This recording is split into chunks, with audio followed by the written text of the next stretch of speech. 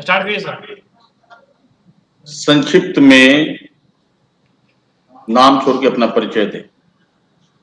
Sir मैं छपरा सारण की रहने मैंने अपना छपरा से किया है। 2016 में मेरा ग्रेजुएशन कंप्लीट हुआ। उसके बाद से मैं सिविल सेवा की प्रिपरेशन कर रही हूँ। मेरा ऑप्शनल सोशल वर्क है और मेरी हॉबी है writing poems and watching movie. Writing poems and watching movie.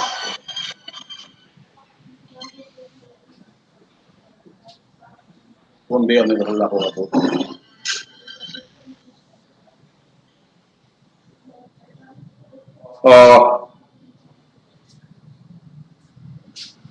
ये जो तुम्हारी हॉबी है yes watching movie and writing poem, ये प्रशासन में किस तरह से मदद करेगा? सर पहला पोएम लिखने के बारे में बताइए।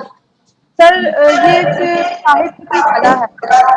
इससे क्या होता है कि भाषा होती है, उससे मैं प्रशासन में मुझे मदद मिलेगी लोगों को समझने में। और दूसरा ये है कि लिखने से क्या होता है समाज कम्युनिकेशन अच्छे तरीके से कर पाऊंगी, तो इससे मुझे हेल्प मिलेगी प्रशासन। और मूवीज, सर मूवीज तो समाज का आईना होता है, तो अगर उससे देख के मुझे कुछ ज्ञान मिलता है तो मैं उसका प्रयोग प्रशासन में करना चाहूंगी। अच्छा, कौन सी मूवी तुमने देखी है अभी जिसका तुम प्रशासन में उपयोग कर पाओगे? जी सर, मैंने अभी थप्पड़ मूवी देखी है। तापसी पन्नू की थप्पड़ मूवी देखी है मैंने। सर उसमें उसमें क्या? जी सर उसमें ये बताया गया है कि महिलाओं को अपने को कमतर नहीं समझना चाहिए। हमारा संविधान हमें पुरुषों के बराबर अधिकार देता है, तो हमें अपने अधिकारों का प्रयोग करना चाहिए और आत्मसम्मान, हमें अपने आत्मसम्मान को लेकर चलना चाहिए, साथ में समझौता नहीं करनी चाहिए। तो तभी जाके हमारा सर्वांगीण विकास होगा और महिलाओं का सर्वांगीण विकास होने से पूरे भारत का सर्वांगीण विकास होगा। अच्छा, महिलाओं, तुमने कहा कि संविधान में है, तो महिलाओं के सशक्तिकरण के लिए राजनीतिक रूप से, आर्थिक रूप से, सामाजिक रूप से संविधान में क्या विशेष प्रावधान किए गए? क्रमबद्ध रूप से बताइए, राजनीतिक, आर्थिक और सामाजिक। सर राजनीतिक में पहला वोटिंग राइट मिली हुई है, बराबरी का वोटिंग राइट मिली हुई है। दूसरा राजनीतिक रूप में ये है कि हमें चुनाव लड़ने का अधिकार है पुरुषों के बराबर। तीसरा ये है सर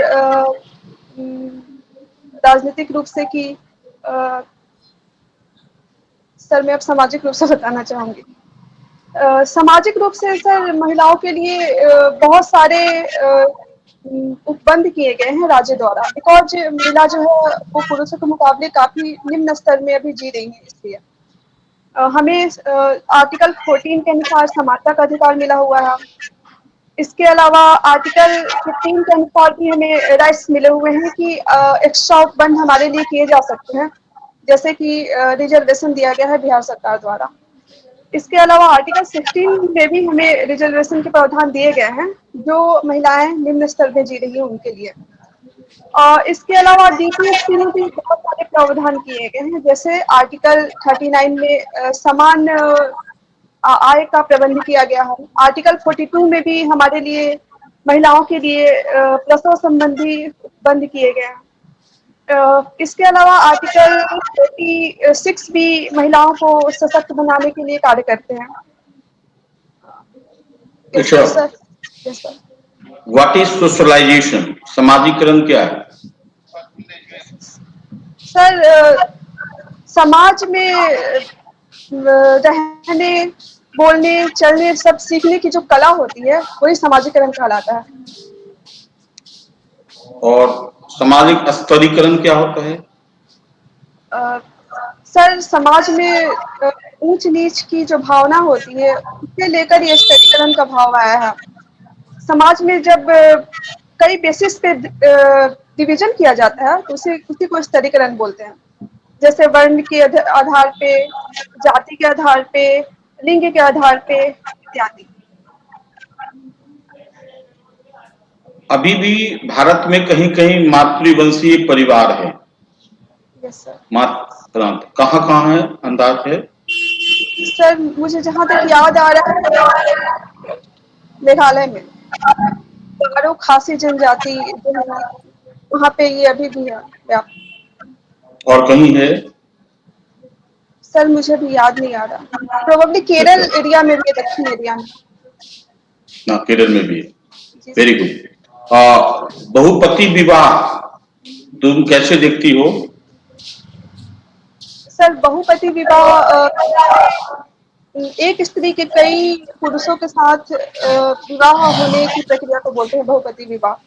सर मुझे ये सही नहीं लगता और समाज के अनुसार, समाज की जो मानदंड है उसके अनुसार भी ये सही नहीं है।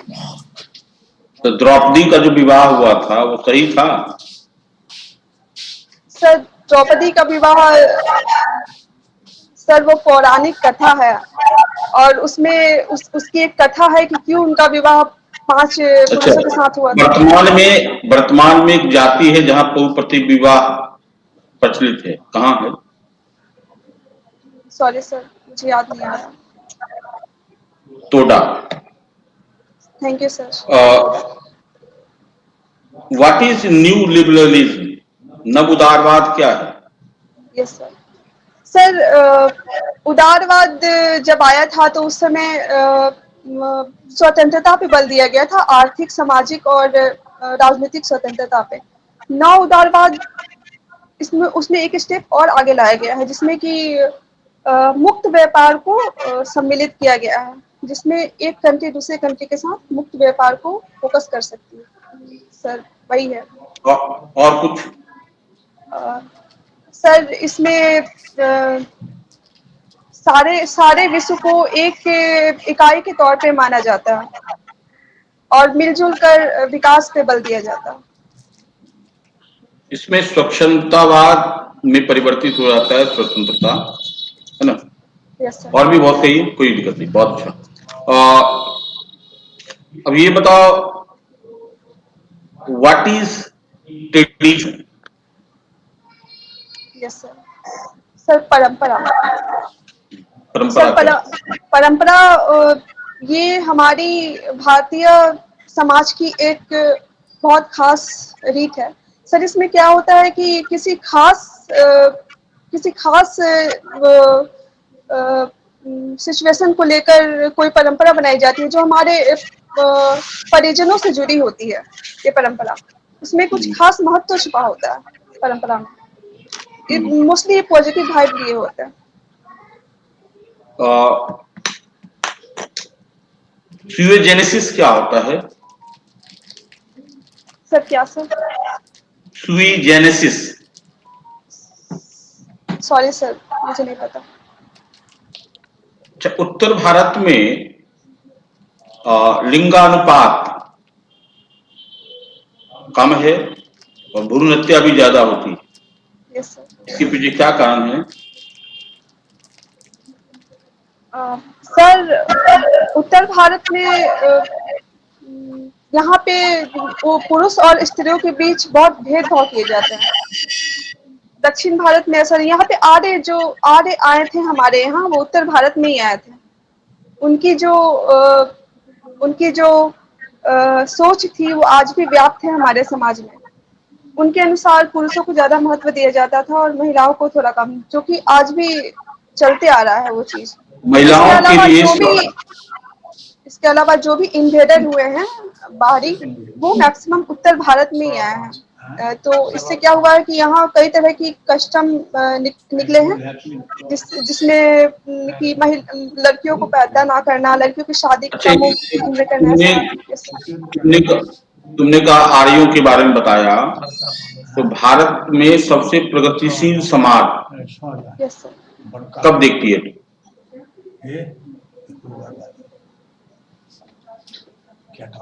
मुझे तो सबसे प्रगतिशील समाज आर्यों के समय में ही लगा। उसके बाद से महिलाओं का जो क्षरण होना शुरू हुआ।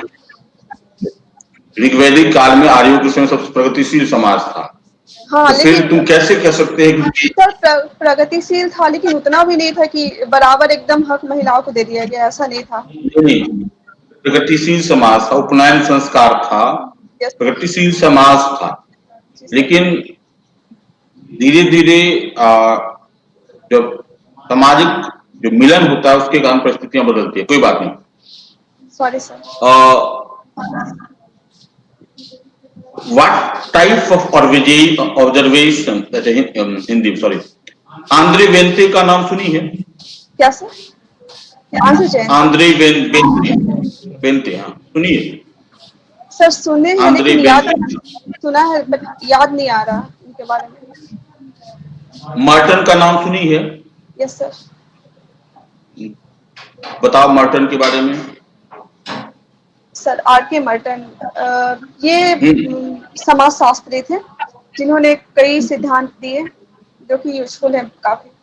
जैसे कि उन्होंने ट्रिपल अलायंस सिद्धांत दिया था और प्रकारवाद का भी सिद्धांत दिया था। विचलन का भी सिद्धांत दिया था। क्या सर? विचलन। विच यस सर, दिया था, बट हम्म, वो अभी याद नहीं आ रहा विचलन वाला। अच्छा। बबलू जी। हाँ पूजा जी, आवाज आ रही है?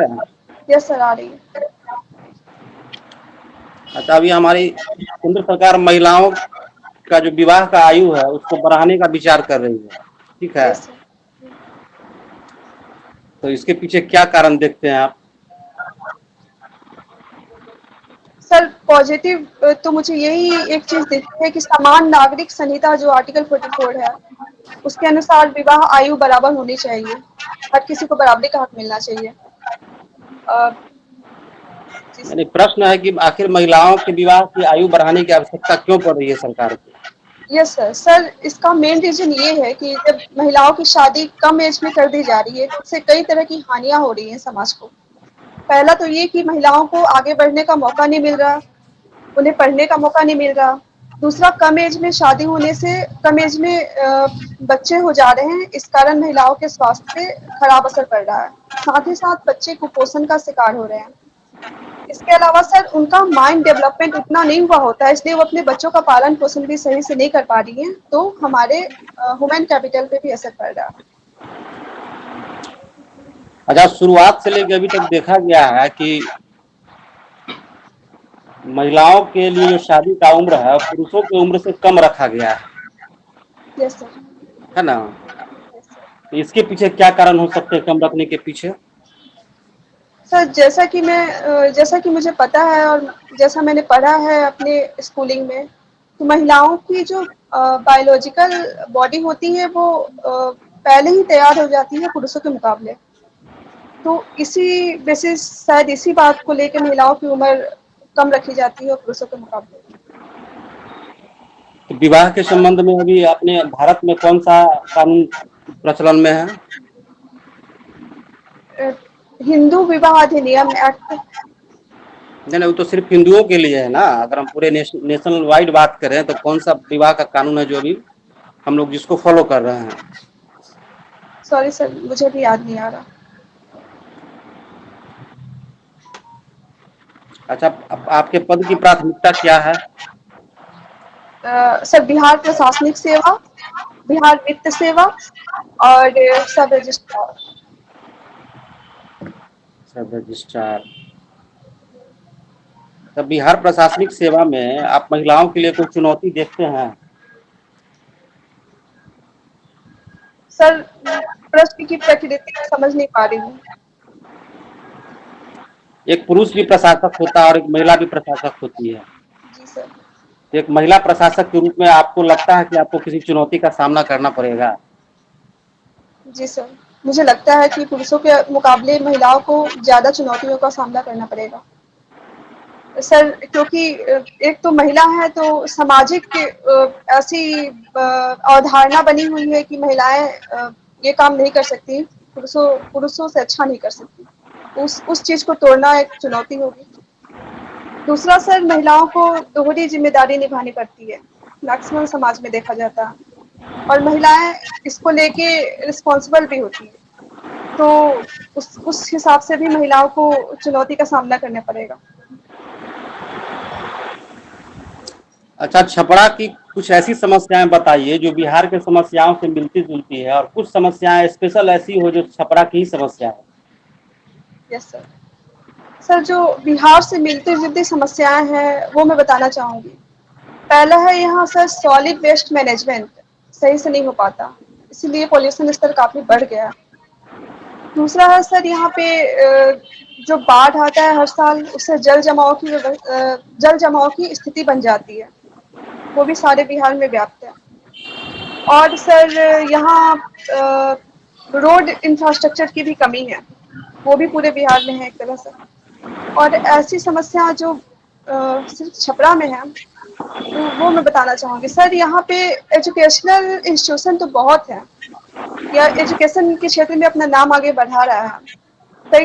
कई नए कॉलेज खोले गए हैं यहाँ पे। सर लेकिन वहाँ पे बच्चों का आना ही नहीं होता, बच्चे आते ही नहीं। बच्चे वहाँ पे डिसिप्लिन जो है ना, वो डिसिप्लिन होते ही नहीं, बच्चे आते ही नहीं है। ये बहुत बड़ी समस्या है। तो आप सरकारी स्कूल से पढ़ी हैं या प्राइवेट स्कूल से? सर मैं मिक्स हूँ, सरकारी प्राइवेट दोनों से पढ़ी हूँ। तो आपके टाइम में वहाँ बच्चे जाते थे स्कूल? सर मेरे टाइम में भी जब मैं सरकारी स्कूल में पढ़ा करती थी तो बच्चे काफ़ी कम आते थे, और जो आते भी थे वो आधे समय पे, जब लंच की घंटी बजती थी तो चले जाते थे। इस समस्या को दूर करने के लिए नई शिक्षा नीति जो आई है, उसमें कहाँ तक इस समस्या को दूर कर पाएगी, बताइए। सर नई शिक्षा नीति में नीतियाँ तो काफ़ी अच्छी बनाई गई है, उनका इम्प्लीमेंटेशन हो गया तो काफ़ी हद तक समस्याएं दूर हो सकती हैं। जैसे सर वहाँ पे उस नई शिक्षा नीति में डिजिटल एजुकेशन को बढ़ावा दिया गया है। उसमें अगर ऐसा होगा तो डिजिटलाइज अटेंडेंस हम बना सकते हैं, तो उससे हमें पता चलेगा स्कूल प्रिंसिपल को कि कितने बच्चे आ रहे हैं, कितने बच्चे नहीं आ रहे हैं। साथ ही साथ स्टूडेंट ही नहीं, यहाँ तक कि शिक्षकों और प्रिंसिपल का भी अटेंडेंस होना चाहिए नई शिक्षा नीति में के अनुसार। अच्छा, आप अगर एसडीएम होती हैं आप, तो इस समस्या को कैसे दूर करिएगा आप? जी सर। सर सबसे पहले तो मैं यही करूँगी कि अटेंडेंस पूर्ण कराने के लिए कोशिश करूँगी। मैं अपने क्षेत्र में जितने भी प्रिंसिपल हैं उन सबको ये आदेश दूँगी कि आप अटेंडेंस पूरी करवाएँ, पूरे स्टूडेंट्स और टीचर्स की अटेंडेंस पूरी करवाएँ। अगर टीचर नहीं आते हैं समय पे तो उनका भुगतान में से उनके भुगतान को काटा जाए, पैसे काटे जाएँ उनसे। और दूसरा ये कि बच्चों को रोचक शिक्षा के प्रति रोचक शिक्षा दी जाए ताकि उनमें रुचि बढ़े पढ़ाई के प्रति। इसके लिए प्रैक्टिकल शिक्षा हम दे सकते हैं स्कूलों में। जो सब्जेक्ट पढ़ाएं उसका प्रैक्टिकल नॉलेज भी साथ में हम कंटिन्यू कर सकते हैं। साथ ही स्किल जी दिल्ली के स्कूलों में एक हैप्पी कुरिकुलम चलता है, उसके बारे में पता है? जी सर, वहाँ सेमिनार वगैरह आयोजन किया जाता है नहीं नहीं, टाइम बाय टाइम। वहाँ क्लासरूम में कुरिकुलम है, उसको हैप्पी कुरिकुलम कहा जाता है, उसके बारे में पता है आपको? सर मैंने सुना है लेकिन मुझे एग्जैक्ट याद नहीं आ रहा है कि उसका क्या ये है। अच्छा, वाचिंग मूवी तो आपकी हॉबी भी है, यस सर। तो बताइए आपकी ओटीटी क्या है? Sorry sir, OTT. हाँ, सर नेटफ्लिक्स वगैरह जिस ऑपरेटिंग सिस्टम पे चलते हैं वही सर। हाँ, आप मतलब सही डायरेक्शन में हैं आप।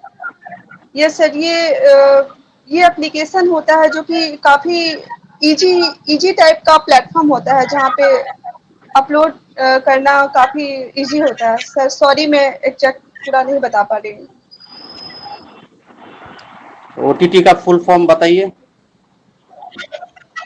सर मुझे याद नहीं आ रहा अभी। अच्छा, कैसी फिल्म देखना पसंद करती हैं आप? रोमांटिक, एक्शन मूवी, कैसी? सर वैसे तो सभी तरह की फिल्में देखती हूँ लेकिन सामाजिक और प्रेरणादायी मूवी ज़्यादा पसंद है। अभी तक कौन सी ऐसी मूवी है जो आपको सबसे अधिक पसंद आई है? सर बहुत सी मूवी है। नहीं, सबसे अधिक पसंद तो कोई एक ही चीज आ सकती है ना। नहीं सर, फिर बहुत सी मूवी है बिकॉज ये मेरी हॉबी है तो किसी एक मूवी का नाम कैसे ले सकती हूँ। अच्छा, दो वैसे तीन अगर मूवी का 2-3 मूवी जैसे का कि नाम मुझे बताइए। चक दे इंडिया काफी पसंद है, मैंने देखा था तो मैंने कई बार इस मूवी को देखा था। और अभी थप्पड़ जो मूवी आई है वो भी मुझे पसंद आई है।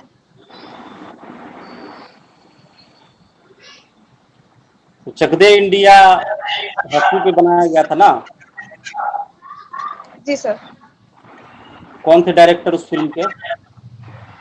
सर समित, मुझे उनका टाइटल याद नहीं आ रहा है, समित नाम है उनका।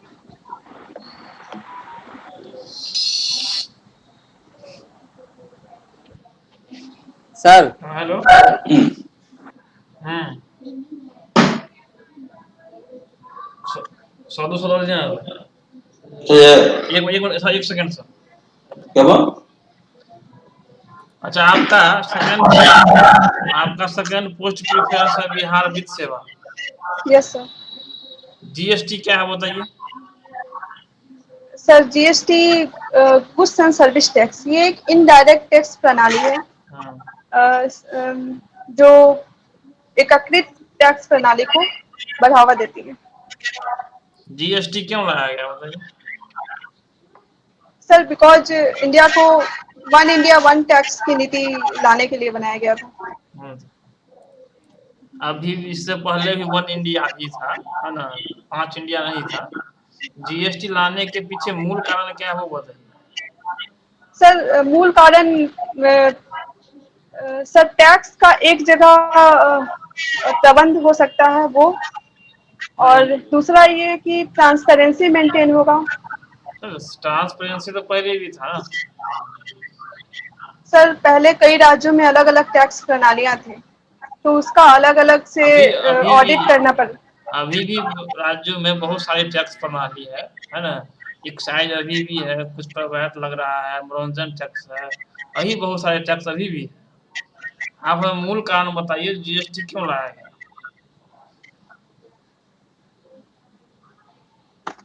सर टैक्स सिस्टम को इजी बनाने के लिए लाया गया था, मूल कारण तो यही है अच्छा, क्योंकि टैक्स जीएसटी आने से, प्रणाली। Yes sir. है ना, यस बिहार का जो कर प्रशासन में, है ना, सर। जी। या बिहार कर सेवा के जो है उस पर क्या प्रभाव पड़ेगा? बिहार कर सेवा पे प्रभाव बिहार सर, वाणिज्य कर सेवा के जो है उस पर जीएसटी का सम्मिलित होने से क्या प्रभाव पड़ेगा कार्य क्रिया में? बिहार कर सेवा पे सर। बिहार वित्त सेवा में आप जॉब करिएगा तो यस जीएसटी सर। आने के बाद, है ना, जी। क्योंकि सेंटर का भी अधिकार बढ़ गया है राज्य में, है ना, जी उस पर क्या प्रभाव पड़ा है वो बताइए। सर पॉजिटिव व्यू या नेगेटिव व्यू क्या हाँ, बताऊं। दोनों बताइए आप। सर पॉजिटिव व्यू तो ये है क्योंकि चूंकि बिहार में इंफ्रास्ट्रक्चर की कमी है, तो जीएसटी एक डेस्टिनेशन बेस्ड टैक्स प्रणाली है, तो इससे बिहार को फायदा होने की चांस ज्यादा है। और नहीं निगेटिव की नहीं, बात करूं सर तो यहाँ हम पूछ रहे ये हैं, जो जो टैक्स। आप जो वाणिज्य कर पदाधिकारी बनिएगा तो जी आपके कार्य क्षेत्र पर क्या प्रभाव पड़ा है वो हम पूछ रहे हैं।